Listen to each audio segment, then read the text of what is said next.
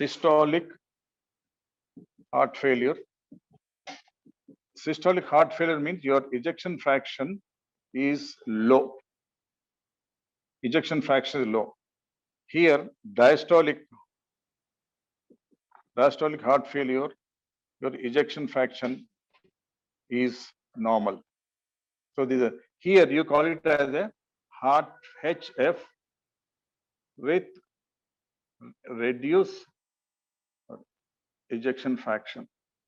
HFREF. HFref, we call it as HFref. HFREF. Heart failure with reduced ejection fraction. Here in diastolic heart failure, we call it as a heart failure with preserved ejection fraction. HFpEF is a HFref, HFpEF. This is diastolic heart failure. This is a systolic heart failure. So, the ejection fraction is normal here, it is reduced here. So, hypertrophic cardiomyopathy means the muscle, the left ventricle myocardium becomes very thick, or the whole left ventricle may become thick, like a concentric LVH, or sometimes only septal may be there, or only apical may be there. You call it as hypertrophic obstructive cardiomyopathy. These patients behave like a aortic stenosis patient. They may suddenly die. One of the causes of sudden death is this HOCM, hypertrophic obstructive cardiomyopathy. So these are the complications that you can.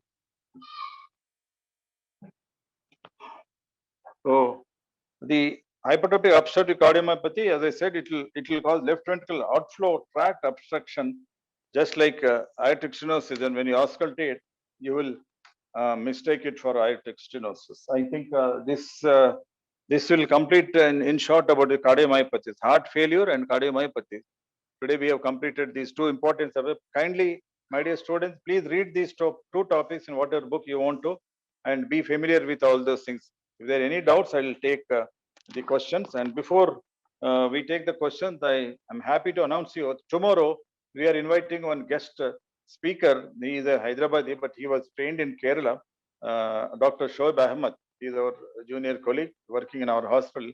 He's a nephrologist.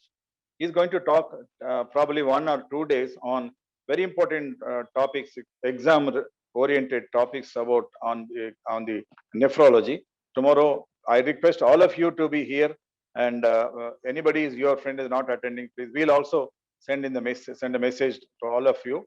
So please attend in full, and we will listen to Dr. Shoaib. He is an excellent speaker and good doctor. So tomorrow, Dr. Shoaib will talk to you on some renal. And day after tomorrow, we'll give again a break, and we can compensate with 1 extra day. Don't worry about that. Sunday, we have no class. Okay, I'll request Dr. Shoaib to give a talk on Monday. That 2 days, he will complete 3-4 important. I have searched some examination papers, and I gave some topics to him so that you'll be benefited before your examinations. The kidney-related questions also may come, like nephrotic syndrome or pyelonephritis, whatever. So we'll take up a couple of questions now. Indications of pacemaker. Indications of pacemaker. Yeah, pacemaker, number 1 is a complete heart block. That is a complete heart block or severe bradycardia. Complete heart block can be because of any disease, because of mostly ischemic heart disease. And you have one entity called sick sinus syndrome, SSS, sick sinus syndrome. Sick sinus syndrome, this is a conduction system disease. Conduction system diseases is another big area where your conduction system, right from the SA node to AV node to Purkinje fiber, anything can get disturbed, and you may have a conduction system diseases. So a pacemaker is indicated in conduction system diseases, especially when your SA node is not firing the stimulus properly. You get bradycardia, complete heart block, sick sinus syndrome. In sick sinus syndrome, people may have tachycardia, bradycardia, or both. Tachybrady syndrome, we also call it a tachybrady syndrome or sick sinus syndrome. So sick sinus syndrome, complete heart block, chronic bradycardia, these are the indication for pacemaker implantation.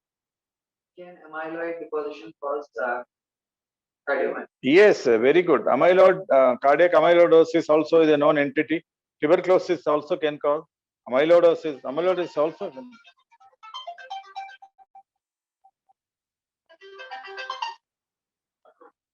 Hello. Amyloidosis also can cause cardiac heart failure. Tuberculosis also can cause heart failure.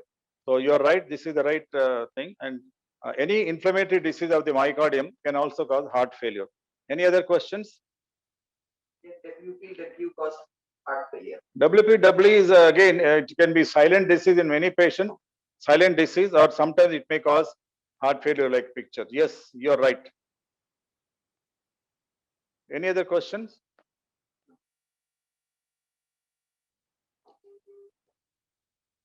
Okay, if there are no questions, we'll stop here and see you tomorrow. Please attend in full.